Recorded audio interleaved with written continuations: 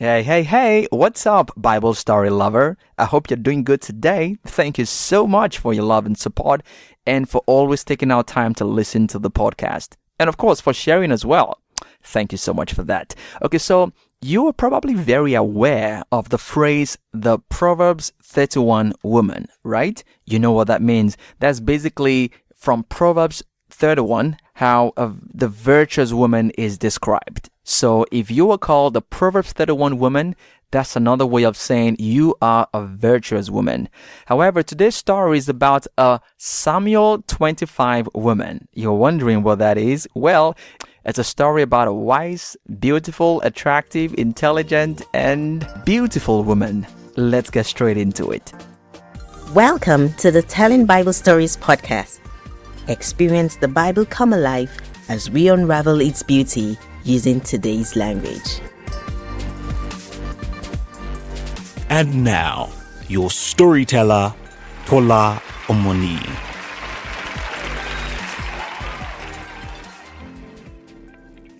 David had been anointed to be the next king of Israel, and the reality of this was setting in for King Saul, who saw him as a threat to his government. So he had been making attempts to execute him. David had taken off and had since moved from one city to another, mostly the outskirts of the country. Now, there was a very successful businessman by the name Nabal. He lived in Carmel, somewhere in northern Israel. He was very, very wealthy, but he didn't have a good reputation as far as his attitude was concerned. He was mean, he was rude, he was wicked, and he was involved in some evil deeds. Ironically, he had a very beautiful and wise woman as his wife by the name Abigail. Nabal was into manufacturing and agricultural businesses, and his plants and farms were located in the outskirts of Carmel. David and his men happened to be living at that part of town at this time, and because of that, Nabal's business was secure and thriving. This was because they constantly protected the property and the entire zone from armed robbers and vandals, terrorists and kidnappers and what have you.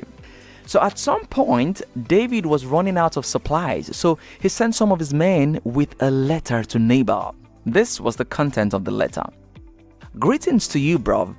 Much respect to you. Your staff and workers will testify about how my crew and I have protected your zone all through the time we have lived in Carmel. Kindly send some food and groceries with these men. Thank you. So Nabal received the letter. He read the letter. And then he literally called a bluff on David. David? What the hell is that? First off, you gotta tell him I'm not his bro. Don't ever call me your bro anymore. I'm aware about how a lot of slaves run away from their masters. Let him go back to wherever he's coming from. I'm not giving jack from my self-earned wealth to any of you riffraffs. Buzz off my zone right now. David's men returned to him with Nabal's feedback. On hearing this, David was livid. He immediately orders his men to strap up their guns and get on their vans. Things were about to get ugly. Really? After protecting his property and everything of his while in the outskirts of town, he repays me with such rude insult? I swear I will take down every man in his family and his extended family before the break of dawn. David and his guys hit the road for Nabal's. Meanwhile, at Nabal's mansion, one of his men went to his wife Abigail and narrated everything that happened when David's men came and how his boss Nabal screamed at them. These guys were actually good to us while at the agricultural farms and production plants. They protected us night and day. In fact, they ensured we suffered no loss all through the time. Ma'am, this is not looking good. I suspect things are about to get bloody. please do something, ma'am, if you can. My boss is such a wicked person that nobody will even warn him." Immediately, without informing her husband, Abigail ordered her staff, "Load up 2 buses with bulk of food and provisions right now and hit the road and head for David's camp right about now." She told her driver, Hey, you don't worry. I got this." She got into a Range Rover and drove by herself, speeding off right behind the buses. As she sighted David and his men a short distance away, she parked, alighted from the car, ran towards David's car, and bowed to the ground. My Lord, please, put the blame on me. Put all the blame on me. It's my fault. Please forgive me. Please pay no attention to my husband, Nabal. He's just living to the meaning of his name. Nabal, by the way, means fool. I didn't see your guys when they came. I would have done something. Please forgive me, my Lord. You have God's favor. You are his chosen one, and you know that. He will keep you safe from danger. He will provide for you. He will give you the throne of Israel as he has promised. Please, my Lord, don't let this act of shedding innocent blood and taking laws into your hand, don't let it be counted against you and your conscience when you become king. Please. David couldn't but admire the wealth of wisdom at display in this beautiful woman right here at his feet. I thank God. I thank the God of Israel for sending you to me today. You know what you've done right now? You have prevented me from shedding blood and from taking laws into my own hands.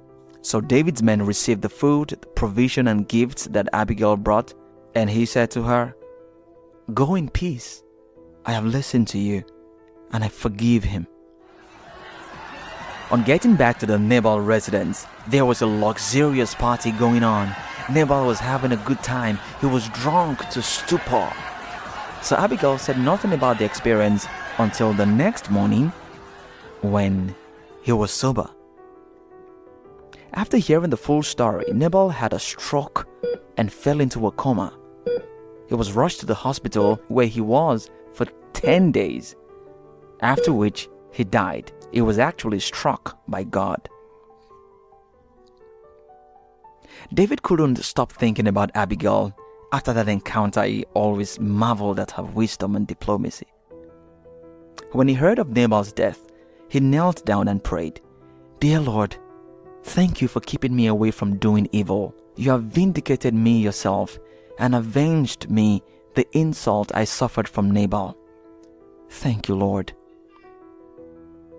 He could tell that Abigail was an invaluable asset as a wife. So he reached for his phone and sent her a WhatsApp message of condolence. An hour later, he typed, "Hey, Abigail, can I ask you a question?"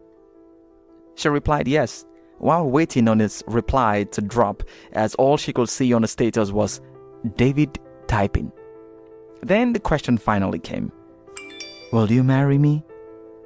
After getting a positive response, David sent his men to get her from Carmel, and then Abigail became his wife. And that's our story, quite an interesting one, a story that reminds you of Proverbs 31, but this time it's Samuel 25. It talks about the humility of this very wise woman called Abigail. Now, don't forget that she was equally wealthy, influential, in fact, a woman of class. However, she humbled herself. Despite the fact that she knew that this guy was coming for her home, she humbled herself. And her speech, her intelligent speech, you want to check that out yourself. In 1 Samuel chapter 25, the speech of Abigail totally, radically changed David's response to the situation. Abigail was humble, intelligent. Of course, she was attractive and beautiful, but she had characteristics of a charismatic leader as well. Very good diplomatic skills, good communication skills as well. And this story shows of how proactive she was. She could sense danger and she made moves to avert it. But one thing I also noticed about Abigail was her braveness. David set out with his guys. They were armed with guns, actually about 400 of them. And this lady single-handedly stands before David, before armed, angry men, and with the words of her mouth, she was able to get them to drop their guns. What an amazing story. There are quite a number of other lessons to learn, but I'd like you to share them with me yourself. Why not share with me on Twitter, on Instagram with the hashtag TBSAbigail, TBSAbigail, and I'll be sure to respond.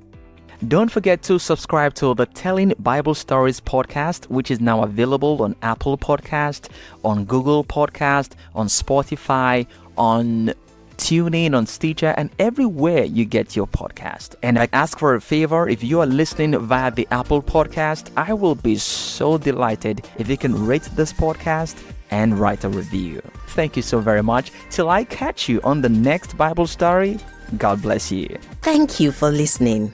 We hope you enjoyed every bit of today's Telling Bible Stories with TOLA. Do remember to subscribe and share with your friends.